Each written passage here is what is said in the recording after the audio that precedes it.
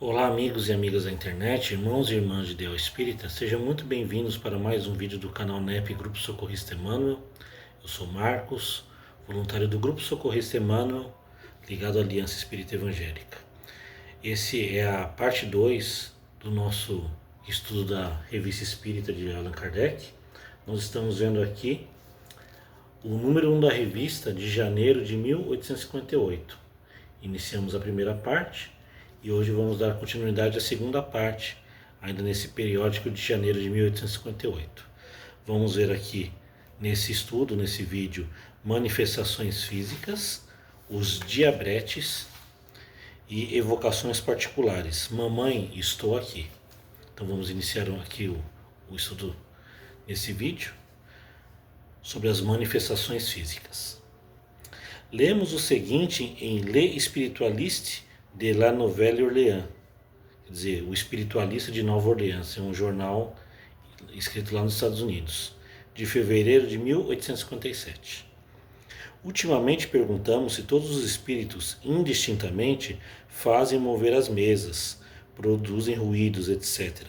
E logo a mão de uma senhora bastante séria para brincar com essas coisas traçou violentamente essas palavras: quem faz dançar os macacos pelas ruas?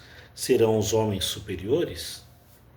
Um amigo de origem espanhola, espiritualista, falecido no verão passado, deu-nos diversas comunicações, numa das quais encontramos a seguinte passagem: as manifestações que buscais não se acham no número das que mais agradam os espíritos sérios e elevados. Não obstante, concordamos que têm sua utilidade, porque talvez mais que qualquer outra podem servir para convencer os homens de hoje. Para obter tais manifestações, é absolutamente preciso que se desenvolvam certos médiuns, cuja constituição física esteja em harmonia com os espíritos que as podem produzir. Não duvidamos de que as vejais mais tarde desenvolver-se entre nós. Então não serão essas pancadinhas que ouvireis, mas ruídos semelhantes ao crepitar da fuzilaria entremeado do troar do canhão. E aqui, dando continuidade, o espírito desencarnado falando, contando essa história. Num recanto da cidade, acha-se uma casa habitada por uma família alemã. Nela se ouvem ruídos estranhos, enquanto certos objetos são deslocados. Foi o que nos asseguraram, pois não o verificamos. Pensando que o dono da casa nos pudesse esclarecer, convidamo-lo para algumas sessões dedicadas a esse gênero de manifestações. E mais tarde, a esposa desse honrado senhor não quis que ele continuasse entre nós, porque, disse-nos ele, o barulho aumentou em sua casa. A este respeito, eis o que nos foi escrito pela mão da senhora X. Não podemos impedir que espíritos imperfeitos façam barulho ou outras coisas aborrecidas e mesmo apavorantes. O fato de estar em contato conosco, que somos bem intencionados, não diminui a influência que exercem sobre o médium em questão. Chamamos a atenção para a perfeita concordância que existe entre o que os espíritos disseram em Nova Orleans com relação à fonte de manifestações físicas e o que nos foi dito a nós próprios. Com efeito, nada pintaria essa origem com mais vigor que essa resposta, ao mesmo tempo espiritual e profunda. Quem faz dançar os macacos pelas ruas? Serão os homens superiores? Então, primeira indagação dessa mulher, fazendo essa pergunta, e depois o relato aqui do espírito de origem espanhola, que havia desencarnado, falando desse relato numa casa de uma família alemã, onde se aumentaram os barulhos, os ruídos. Então, não são espíritos superiores, né? São geralmente espíritos zombeteiros, levianos, que querem brincar, querem assustar. E aí, no caso, aumentou a intensidade das pancadas pelos médiuns. Na verdade, como eu já havia dito, que todos nós somos médiuns, ali temos a mediunidade, é algo orgânico. Então, as pessoas presentes, até a própria família, são doadoras de fluido, o ectoplasma, que fazem os espíritos produzirem as pancadas cada vez mais fortes. Então, como teve ali uma sessão que acabou levando pessoas a efetuar o, os efeitos físicos, ali a tipologia, como vimos no vídeo anterior, acabou aumentando a intensidade. Então pediu que o marido interrompesse esse tipo de sessão porque acabaram aumentando os barulhos. Porque com certeza algum médium que foi fazer a sessão na casa ali era um doador maior de ectoplasma, né, de fluido, para que os espíritos intensificassem a quantidade de barulhos, deixando toda a família assustada. Então, continuando aqui, teremos ocasião de transcrever de jornais da América numerosos exemplos desse tipo de manifestações, bem mais extraordinárias que as que acabamos de citar. Sem dúvida, responder-nos-ão com o provérbio: a boa mentira vem de longe. Quando coisas assim tão maravilhosas nos vêm de 2.000 léguas, mas não as podemos verificar, a dúvida é admissível. Mas esses fenômenos atravessaram os mares com o Sr. Home, que nos deu provas. É verdade que o Sr. Home não foi para um teatro a fim de operar os seus prodígios, e que nem todo mundo, pagando a entrada, os pôde ver. Por isso, muitos o consideram um hábil prestidigitador, quer dizer, um falsário, né? Sem refletir que a fina flor da sociedade, testemunha desses fenômenos, não se prestaria de bom grado a lhe servir de parceria. Se o Sr. Home fosse um charlatão, não teria tido o cuidado de recusar magníficas ofertas de muitos estabelecimentos públicos e ter-se-ia locupletado, quer dizer, desistido. Seu desinteresse é a resposta mais peremptória, mais firme, né, que se pode dar aos seus detratores. Um charlatanismo desinteressado seria uma insensatez e uma monstruosidade. Quer dizer, um homem que quer provar através da sua mediunidade uma coisa que é verdadeira e dizer que é charlatão é caso que não tem sentido.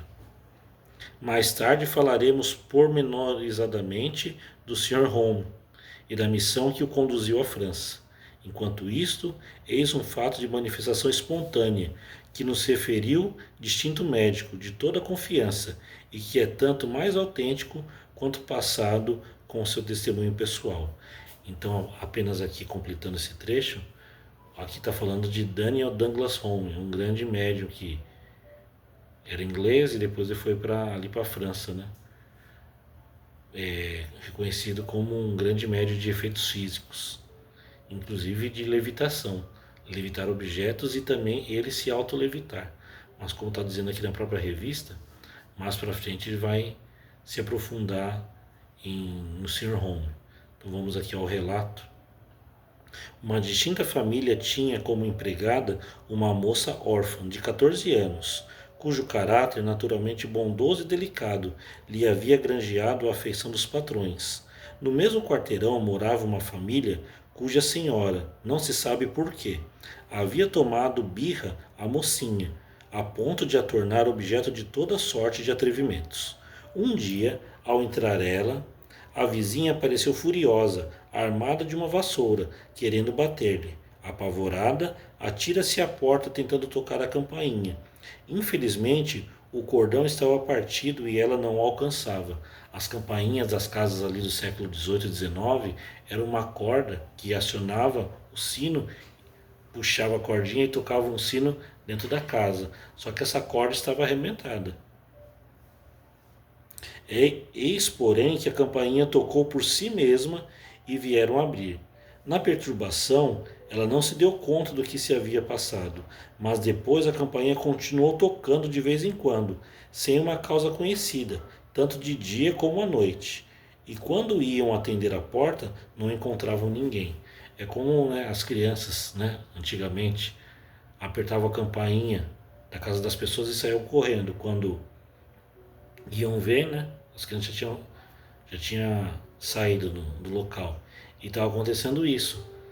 Essa campainha tocava tanto de dia como de noite e não tinha ninguém no local. Os vizinhos do quarteirão foram acusados por essa pilhéria de mau gosto. Brincadeira, né? Essa brincadeira de mau gosto. A queixa foi levada ao comissário de polícia, que abriu o inquérito. Procurou ver se algum fio secreto se comunicava com o exterior e nada pôde descobrir. Entretanto, as coisas continuavam mais insistentemente, em detrimento do repouso de todos e, sobretudo, da pequena criada, acusada como a causa do barulho. Depois de aconselhados, os patrões resolveram afastá-la, colocando-a em casa de amigos no campo. Desde então a campainha ficou quieta, e nada de semelhante se produziu no novo domicílio da pequena órfã. Este, como muitos outros fatos que teremos de relatar, não se deu nas margens do Missouri ou do Ohio, mas em Paris, na Travessa dos Panoramas, quer dizer, aconteceu na própria cidade parisiense. Cabe agora explicá-lo. A mocinha não tocava campainha, é claro, estava aterrada com o que se passava para pensar numa brincadeira, na qual fosse ela a própria primeira vítima. Ela estava fugindo daquela senhora que queria bater nela uma vassoura. Não sabia o porquê aquela senhora tinha raiva dela, sem ter feito nada. Não menos certo é que o toque da campainha era devido à sua presença, pois que o efeito cessou quando ela se foi. O médico que testemunhou o fato explica-o como uma poderosa ação magnética exercida inconscientemente pela mocinha. Ela própria começou, né? A presença dela fazia tocar aquela campainha sem ela saber. Essa explicação, de modo algum, nos parece concludente, porque ao partir, teria ela perdido tal poder? Diz ele que o terror inspirado pela presença da vizinha devia produzir na moça uma superexcitação de natureza a desenvolver ação magnética e que o efeito cessara com a causa. Confessamos que o argumento não nos convence. Se a intervenção de um poder oculto não está demonstrado peremptoriamente, pelo menos é provável, conforme casos análogos, parecidos, né, que conhecemos. Admitindo, pois, tal intervenção, diremos que nas circunstâncias em que o fato se produziu pela primeira vez, um espírito protetor provavelmente quis subtrair a mocinha ao perigo que corria, que a despeito da afeição que os patrões lhe tinham, talvez fosse de seu interesse sair daquela casa. Isso porque o barulho continuou até que ela partisse.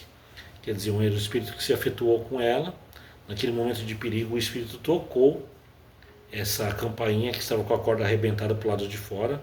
Mesmo assim, ela tocou para o lado de dentro da casa, quis protegê-la, e ao ela ir embora, ele foi junto, acompanhando. Agora vamos aqui ao segundo item, os diabretes. A intervenção dos seres incorpóreos nas coisas da vida particular faz parte das crenças populares de todos os tempos. Por certo, não entra na mente das pessoas sensatas tomar ao pé da letra todas essas lendas, todas as histórias diabólicas e todos os contos ridículos que se repetem prazerosamente ao pé do fogo. Quer dizer, as lendas que vai contando, né, de geração em geração para assustar as pessoas. Entretanto, esses fenômenos, dos quais somos testemunhas, provam que tais contos se baseiam em alguma coisa, pois aquilo que hoje se passa deve ter se passado em outras épocas. Tire-se deles aquilo que de maravilhoso e fantástico lhes deu a superstição e ter-se-ão todos os caracteres, fatos e gestos de nossos espíritos modernos. Uns bons benfeitores, obsequiosos, gostando de servir, como os brownies. Outros, mais ou menos maliciosos, brincalhões, caprichosos e mesmo maus, como os goblins da Normandia, e que se encontram na Escócia sob o nome de Bogles, na Inglaterra como Boggarts, na Irlanda como Cluricones e na Alemanha como Pucks. Conforme a tradição popular, esses diabretes penetram nas casas onde procuram todas as ocasiões para as pilhérias de mau gosto, as brincadeiras de mau gosto. Batem as portas, deslocam móveis, dão pancadas nos tonéis, marteladas no soalho e no forro, assoviam baixinho, soltam suspiros lamentosos, puxam as cortinas e os lençóis dos que estão deitados, etc. Os Boggart dos ingleses exerce suas perversidades principalmente contra as crianças, a quem parece tem aversão. Frequentemente toma-lhes o pedaço de manteiga ou a tigela de leite. Durante a noite agitam as cortinas do leito, sobem e descem escadas com grande ruído, atiram pratos e causam estragos nas casas. Em certos lugares da França, os goblins são considerados como espécies de demônios familiares, que têm o cuidado de alimentar com as mais delicadas iguarias, porque trazem aos seus amos trigo roubado no celeiro alheio. É realmente curioso encontrar esta velha superstição da Gália antiga entre os borussianos do século X, os prussianos de hoje. Lembrando que a Prússia era um país que existia, formado ali depois do Império de Napoleão, e ele durou até a Primeira Guerra Mundial, entre 1916 e 1919. Depois a Prússia se tornou ali uma parte onde é hoje a Polônia e uma parte ali da Hungria, né? Então esse país não existe mais. Mas está falando aqui da Prússia. Então ali, né, seu território ali está entre uma pequena parte na Alemanha, uma boa parte na Polônia e uma pequena parte na Hungria. Seus Kolchis, os demônios familiares, também iam roubar trigo nos celeiros e o traziam às pessoas afeiçoadas. Quem não reconhece nessas diabruras, posta de lado a indelicadeza do trigo roubado, com que os faltosos se desculpavam à custa da reputação dos espíritos, quem, dizíamos nós, não reconhece os espíritos batedores e aqueles que, sem injúria, podem ser chamados de perturbadores? E um fato semelhante, descrito pouco acima, da mocinha da travessa dos panoramas. Se tivessem ocorrido no campo, sem dúvida seria levado à conta do goblin do lugar, depois ampliado pela imaginação fecunda das comadres. Alguém mesmo teria visto o diabrete pendurado na campainha, dando risadas, fazendo macaquices aos bobos que fossem abrir a porta. Então aqui os diabretes, né, conforme as tradições ali fala aqui da França, né, da Gália antiga, os goblins, e cada citou aqui na Alemanha tem um nome, na Escócia, na Inglaterra tinha outro nome, na Irlanda outro nome, mas nada, são aqui os espíritos zombeteiros, né, os levianos, podendo até colocar a conta aqui de elementais, né, por exemplo os duendes, os gnomos, né, que querem apenas bagunçar, brincar, tirar sarro. Vamos aqui ao terceiro e último item, evocações particulares. Mamãe, estou aqui. A senhora, está aqui 3 asteriscos, ela não quis que fosse mencionado o seu nome, né? A senhora, asterisco, havia perdido meses antes a filha única, de 14 anos, objeto de toda a sua ternura e muito digna de seus lamentos, pelas qualidades que prometiam torná-la uma senhora perfeita. A moça falecera de longa e dolorosa enfermidade. Inconsolável com a perda, dia a dia a mãe via sua saúde alterar-se e repetia incessantemente que em breve iria reunir-se à filha. Inconformada da possibilidade de se comunicar com os seres de além-túmulo, a senhora, vou colocar aqui a senhora X, a senhora X resolveu procurar na conversa com a filha um alívio para a sua pena. Uma senhora de seu conhecimento era médium, mas pouco afeitas uma e outra a semelhantes evocações, principalmente numa circunstância tão solene, pediram minha assistência, no caso assistência a Allan Kardec. Éramos 3, a mãe, a médium e eu. Eis o resultado dessa primeira sessão. Então começa aqui com a mãe falando. Em nome de Deus Todo-Poderoso, Espírito de Júlia, minha filha querida, peço-te que venhas, se Deus o permitir. Aí aqui Júlia responde, mamãe, estou aqui. És tu, minha filha, que me respondes? Como posso saber que és tu? Aí respondeu Júlia, Lili. Era o apelido familiar dado à moça em sua infância. Nem a médium o sabia, nem eu, pois há muitos anos só a chamavam Júlia. Com este sinal, a identidade era evidente, não era uma farsa. Não podendo dominar sua emoção, a mãe rompeu em soluços. Aí Júlia responde, continua: Mãe, por que te afliges? Sou feliz, muito feliz. Não sofro mais e vejo-te sempre. Aí a mãe responde: Mas eu não te vejo. Onde estás? Aqui ao teu lado, com a minha mão sobre a senhora X, que é a médium, né? Para que escreva o que te digo. Vê a minha letra. E aí a letra era realmente a da moça. Aí a mãe responde: Dizes minha mão, então tens corpo? E Júlia responde: Não tenho mais o corpo que tanto me fez sofrer, mas tenho a sua aparência. Não estás contente porque não sofro mais e porque posso conversar contigo? E a mãe responde: Se eu te visse, te reconheceria então? Sim, sem dúvida, e já me viste muitas vezes em teus sonhos. E a mãe fala: Com efeito, eu te revi nos meus sonhos, mas pensei que fosse efeito da imaginação, uma lembrança. Não, sou eu mesma, que estou sempre contigo e te procuro consolar. Fui eu quem te inspirou a ideia de me evocar. Tenho muitas coisas a te dizer. Desconfia do Senhor Z. Ele não é sincero. E aqui está um adendo. Esse senhor, conhecido apenas da mãe, citado assim espontaneamente, era uma nova prova de identidade do espírito que se manifestava.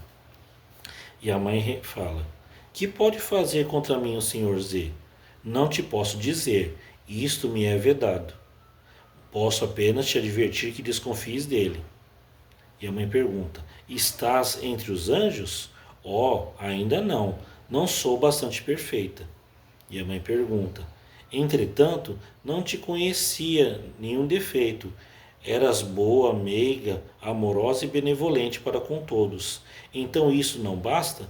E aí Júlia responde: Para ti, mãe querida, eu não tinha defeitos, e eu o acreditava, pois me dizia tantas vezes. Mas agora vejo que me falta para ser perfeita. Como adquirirás essas qualidades que te faltam? Em novas existências, que serão cada vez mais felizes, responde Júlia. É na Terra que terás novas existências? Aí Júlia responde: Nada sei a respeito. Quer dizer, os espíritos não sabem de tudo, né? Ainda mais uma recém-desencarnada. Desde que não fizeste o mal em tua vida, por que sofreste tanto? E aí Júlia responde: Prova, prova. Eu a suportei com paciência, pela minha confiança em Deus. Hoje sou muito feliz por isto. Até breve, querida mãe. Ante fatos como este, aqui é o comentário de Kardec, já, né? O diálogo já se encerrou. Ante fatos como este, quem ousará falar do nada do túmulo, quando a vida futura se nos revela, por assim dizer, palpável? Aqui é uma prova para os materialistas que a vida continua, né? Que a vida continua depois dessa vida. Essa mãe, minada pelo desgosto, experimenta hoje, no caso nessa ocasião, né, uma felicidade inefável em poder conversar com a filha. Entre elas não há mais separação. Suas almas se confundem e se expandem na intimidade espiritual pela troca de seus pensamentos. Apesar da descrição em que envolvemos este relato, não teríamos publicado se não tivéssemos tido autorização formal. Quer dizer, Allan Kardec só publicava aquilo que era autorizado pela família. Só colocava a descrição e não colocar o nome. Aquela mãe nos dizia: possam todos quantos perderam suas afeições terrenas experimentar a mesma consolação que experimento. Acrescentaremos apenas uma palavra aos que negam a existência dos bons espíritos.